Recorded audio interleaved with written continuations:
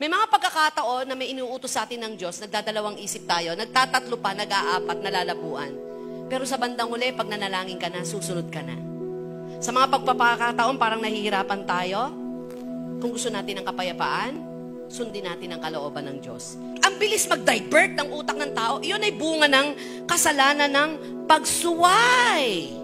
Nandyan po ba kayo? Kaya laganap ang tukso, laganap ang kasalanan, kaya kailangang magpakatatag ka sa pagsunod. Pero ang Diyos, dadaling ka sa pag-asa, dadaling ka sa liwanag, dadaling ka sa isang pananampalataya.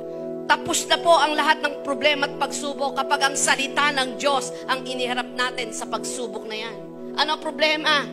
Naghihirap kami. Ano sabi ng Lord? I will never leave you nor forsake you. My God, tingnan mo ang lahat ng ibon sa himpapawid. Wala kang bahagi sa paglipad at pag-aalaga sa kanila. Pero walang ibon sa himpapawid na nagutom.